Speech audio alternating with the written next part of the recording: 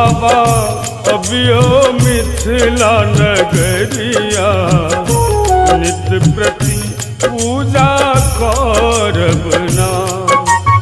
यो बाबा अबियो मिथिला नगरिया नित्य प्रति पूजा करब ना।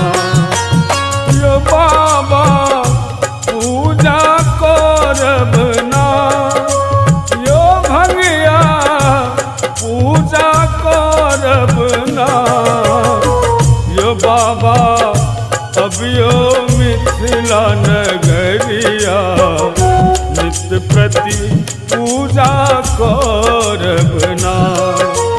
यो बाबा अबियो मिथिला नगरिया नित्य प्रति पूजा करब ना।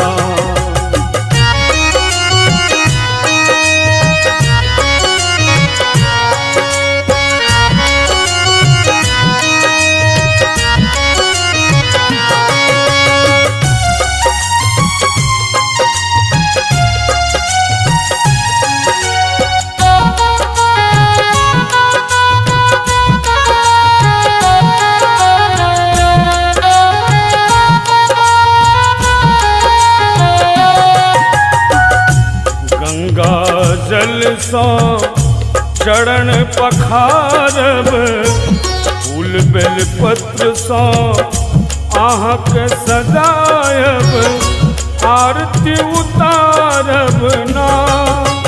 यो बाबा आरती उतारब ना। यो बाबा अबियो मिथिला नगरिया नित्य प्रति पूजा करब ना।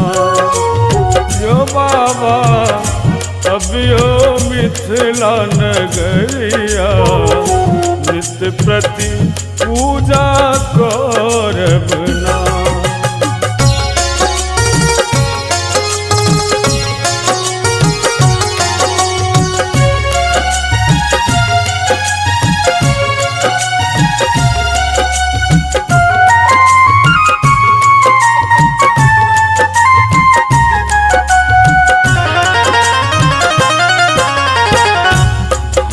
पीस को आहाँ के खुआयब डमरू के बाबा डोरी सरियायब पसहा चरायब ना।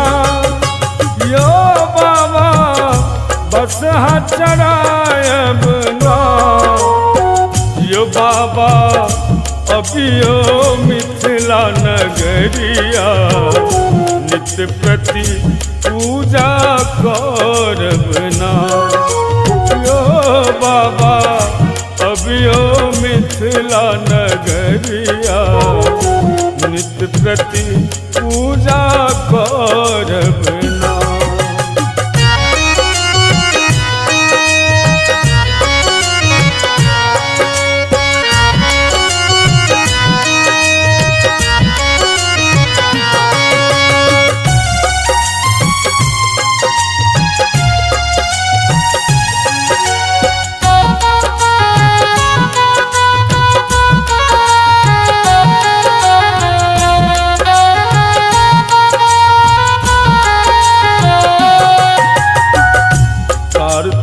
गणपति गोद खिलायब गौरी मैया के टहल उठायब मंदिर बहारब ना।